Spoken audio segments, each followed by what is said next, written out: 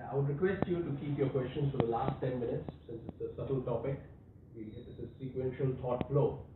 And I'm sure that as we go along, many of your doubts will be answered. Right? Now, as we know, relationships are very important in our life. We're living in a society, right? And we can't avoid relationships. And this topic is one of the most wanted topics in the world today. Right? And we're not confining this topic to only marital relationships between spouses, but it's a relationship between the parent and child, among siblings, at office, with your seniors, with your subordinates, with your teammates, with one and all. And when we implement these 4 golden rules, rest assured you can handle all your relationships beautifully in life. Because if we do not have harmonious relationships, as we realize, those relationships turn out to be a source of immense annoyance, agitations, right? Or like a Cold War like scenario where there's always a tension glooming over the head, which as a result brings down our efficiency, our productivity, right? Our creativity. So it's a lose-lose situation to one and all if we have an acrimonious relationship. And mainly we're going to deal with those. When we're talking about dealing with those people who we are relating with on a daily basis, right? And if we don't have our relationships in place, our daily the people who we have to deal with on a daily basis becomes a source of annoyance, right? I'm reminded of this short story, and that is a student went up to a master and asked the master that, what is the best relationship to have? With whom should we have the best relationship? When and where? What is the best time to have a good relationship, and which is the right place? And the master gave a beautiful answer and he said, the best person to relate to have a relationship, is the person who's with you at that point in time. And the best time is that very time and that very place. Because you do not know who you're going to be with at the next moment, right? So every relationship is important. And we've heard of that beautiful metaphor that a relationship is like a thread, like a delicate thread. Once it snaps, there's a knot, right? And the more number of time it snaps, the more the knots. So we must make sure that, why to let it snap in the first place, right? It takes time, effort, and integrity to build a relationship, and one foolish act on our part could snap it. And today in the world we see that on flimsy reasons, relationships breaking, right? Yesterday sir gave us an astonishing fact. There are 5 lakh cases pending of divorce. It's a staggering figure, right? That's just the local figure. What about the country's figure? Does anybody over here know the divorce rate in the United States of America? Take a guess. I think it would be lower than India because they don't believe in marriages, I think. That's the reason even divorces will be less. Even living relationships are breaking. But let's talk about married couples. Just take a guess in terms of percentage. What do you think is the divorce rate in the US? Maybe about 50%. Okay. Anybody else? 4 to 5%. 4 to 5%. Yeah. It's a whopping 70%. That means out of every 10 marriages, 7 are breaking up. Right? So what's going wrong? And we are following suit. And out of these 10, the 3 that are not breaking up, do you know the reason why? We made the right choice. They're Indians. Okay. Now, so important to know how we should relate with people. You see, we, that's the reason why we take a long time in choosing a partner, right? To choose a person who we are going to relate to. But what we have to concentrate more on is how are we relating. In fact, in our scriptures, or any scriptures for that matter, what's emphasized is what determines a beautiful relationship is how you're relating with the person. You can relate to any person if you know the art of relating. Right? That's what we're going to look at. Now, the fundamental question in the world, after seeing all these facts and figures, is: does any relationship bring harmony, bring peace, bring joy into our life? Especially a marital relationship. Many people all over the world, seeing the rate of divorces and the breakups and all, they ask this question: does a relationship in the first place bring joy, peace? Right? So many mental agitations. You see, it's just not the divorce, right? Divorce is the ultimate thing. But what leads up to the divorce or the breakup in any relationship for that matter? There's a lot of agitations, a lot of conflicts, a lot of disputes, a lot of Cold War-like situations. Right? There's a lot of bitterness and sorrow that leads up to the final breakup.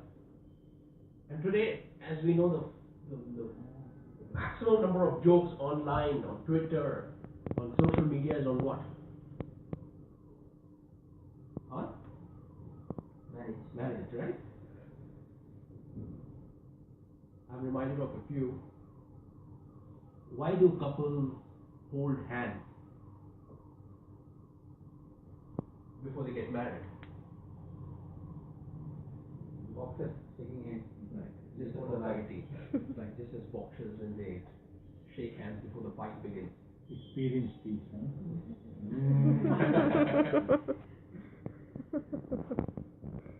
A wife tells her husband on the anniversary, "Darling, it's an anniversary. What do we do?"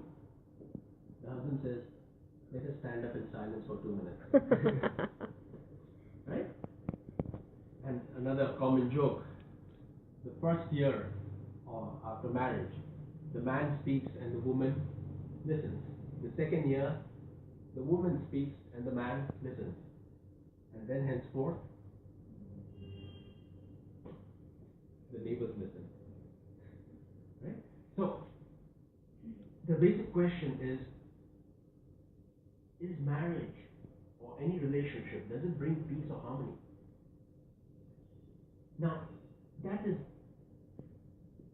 to answer that question,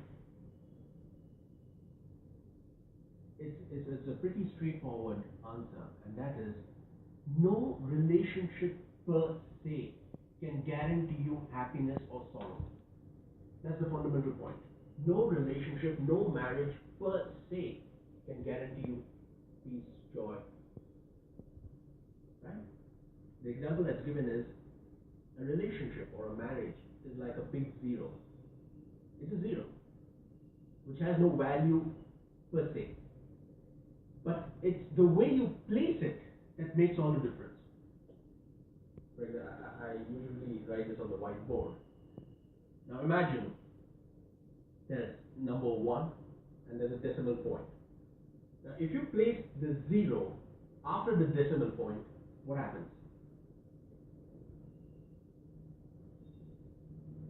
The value decreases. If you place the same 0 before the decimal point, what happens? The value increases, right? That's exactly with any relationship. Per se, it can't give you joy or sorrow, but it's the way you place it. If you place your relationship properly, it can give you immense joy, peace, and happiness. And if you do not place your relationships properly, it can be a source of immense sorrow, agitations. Right? You see, we've all heard of that famous saying, marriages are made in heaven. Right? But there's a caveat there. Nobody completes it. Marriages are made in heaven, but does anybody know the whole thing?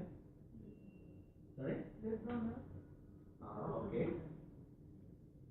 Marriages are made in heaven, but maintenance is your responsibility. Right? Hence, it is so important that we learn the art of relating with people. Now, let's get into the 4 golden rules that will ensure that you have a beautiful relationship with one another. And mind you, these are time-tested values, tried and tested, coming from the ancient scriptures. Let it be the Bible, let it be the Quran, let it be the Gita, let it be the Guru Granth Sahib, or the beautiful scriptures of the Buddhist philosophy. These are time-tested, tried and tested values of life. And it is in your interest that you learn it and put in a conscious effort to implement it. The first golden rule, friends, is nature assessment. Nature assessment. When you're going to relate with a person, you've got to assess his or her nature. Mind you, it's just assessing. It's not judging. It's not passing judgments and fixing labels. Or this person is bad or this person is good. We're just assessing the nature. Now, what does that mean? You see, let's take the marital relationship. The husband has a mental image of how the wife should be. Right? Similarly, the wife has a mental image how the husband should be, should behave. And you may be absolutely right. You may be absolutely right in your mental pattern that this is the way my spouse should behave, should talk, should walk, should act. But unfortunately, it doesn't work that way. Because each one has his or her own nature. Each one has his or her own nature, and we try to superimpose our likes and dislikes, our mental pattern on the other person. You see, it's like that. You go to a tailor, right, and ask the tailor to stitch the dress according to your measurements. But the tailor, he stitches the clothes according to his liking. And he could be absolutely right in his way of thinking, in the sense, you go and give your dress, and he makes a fitting that of Salman Khan, or that of Katrina Kaif or Kareena Kapoor. Now, what better fit than Salman Khan and Katrina Kaif and Kareena Kapoor? And he expects you to fit into that by hook or crook. Right? It doesn't work that way. Similarly, in relationships, you could have a mental pattern and you could be absolutely right. But we got to understand that each one is made up of their own nature, their own thoughts and feelings. And it takes time and effort to change. So I'm not suggesting that you should not make marginal differences. Just pause it. Yeah.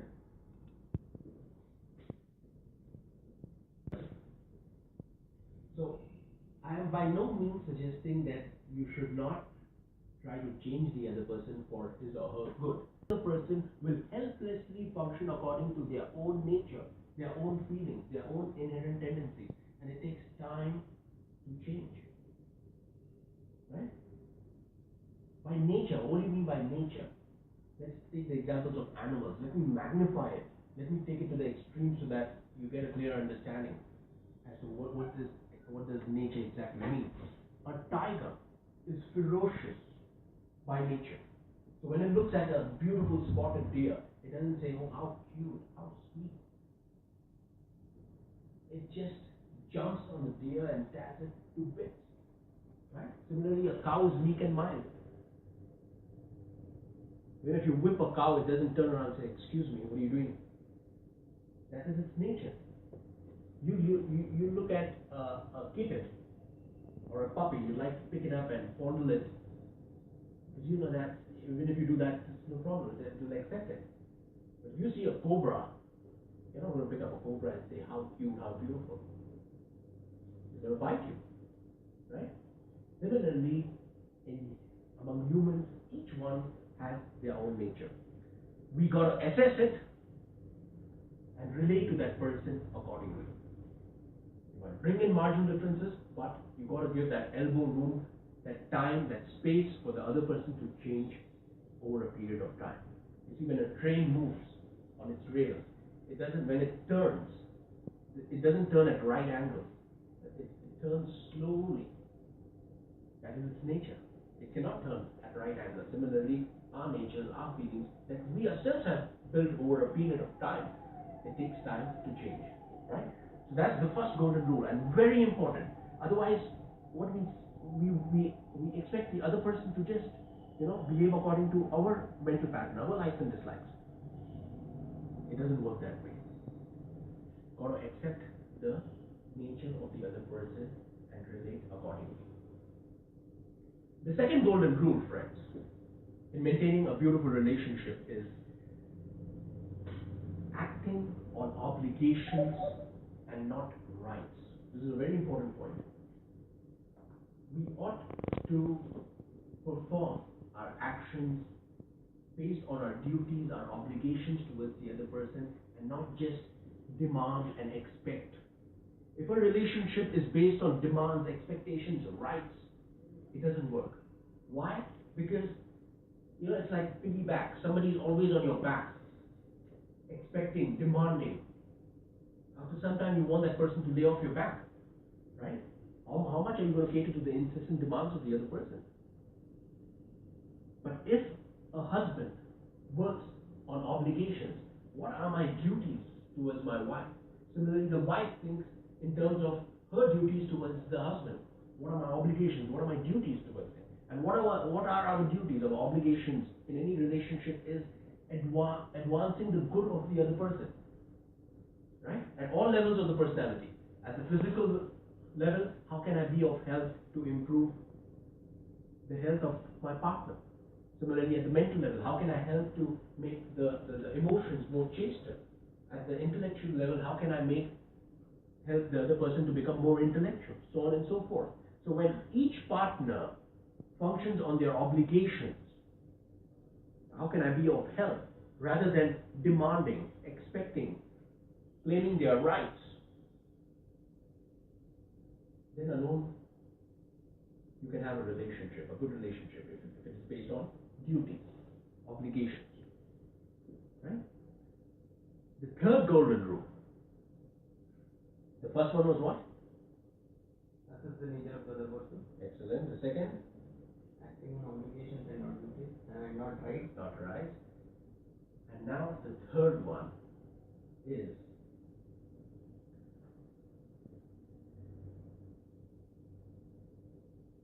we must.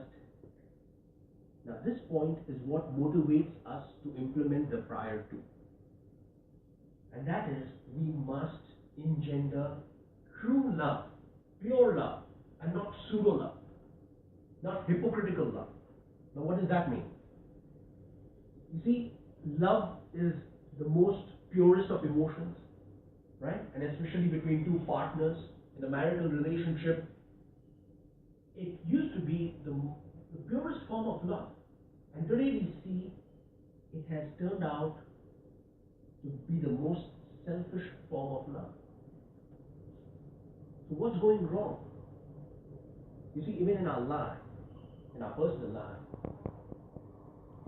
who hurts us the most? And who are we nasty towards? Isn't it our own close relatives? Right? We all experience that. So what's going wrong? Have we mistaken love for something else? That's exactly what it is. We have mistaken love for what is called as attachment. Let's get the definition of love and attachment correctly. Love is when we identify with another person bereft of any selfishness, any self-centeredness. And attachment is when we love others because of some selfishness, because of some motive. And that is what is creating a lot of problems in relationships these days. So if I claim to love you because I am getting something out of you, because you're catering to me either at the physical level, at the mental level, or the intellectual level, I love you. The moment the catering stops, I drop you, I hate you. That's what is happening in the world today, right? We love people, we love our spouses because he or she is catering to us at different levels. The moment it stops, you go your way, I go my way. This is called attachment. It's not love. And you know, ironically, I have met divorcees who become the best of friends after they divorce. I don't know whether you've experienced this. I sometimes wonder, divorce क्यों किया? They were so pure. I mean, after the divorce, they're so friendly, they're so cool. So, what's the reason?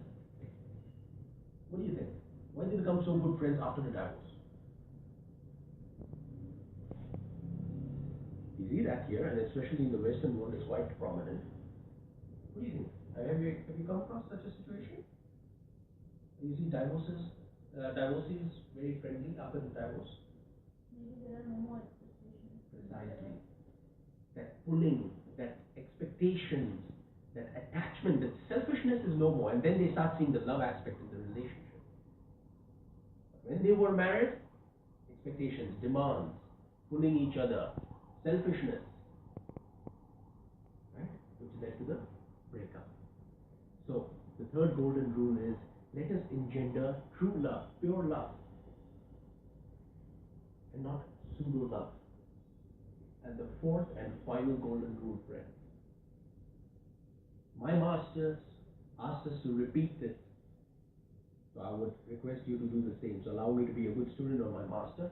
This is a small mantra. A small mantra for life, for relationships. And if we implement it, we've got the bull by the horn. It's again time-tested, try-and-tested mantra for a beautiful relationship. It's just a small phrase. I'd like you to repeat it. And the mantra, the phrase is,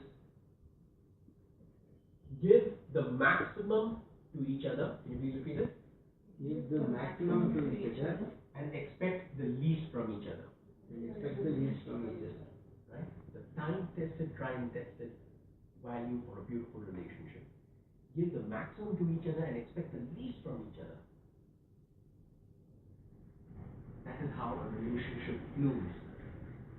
And mind you, in any relationship, even if it is one-sided, you might ask, well, if I'm unselfish and the partner is selfish, well, you will be happy as long as you are in a mode of giving and there's no expectations. You will be doing your duty and you will be happy. And the giver always gets more and more independent. We are not just talking about material giving, huh? We're talking about emotional giving, intellectual giving, giving at all levels of personality. Many people don't want material giving; they just want an emotional, acceptance from you, an intellectual acceptance from you. So, the more you give in love, and mind you, it is reciprocated. At the end, we are humans; we are not animals. You give in love, it will be reciprocated. You see the positive values in others. Many a time, this is pertaining to the first point, when we are assessing the natures of others, we're being judgmental, or this person is this, negative, that. But if we change our focus on seeing the positive values in the other person, what do you think is going to happen from the other side? The partner is going to get encouraged, is going to get motivated, and he or she also will see the positive values in you. Right? And both grow. So when we give in love, you get free, you get independent, and it is reciprocated. Because life is to give. Life is always to give and never to take. And the more you give in love, the more you get in love.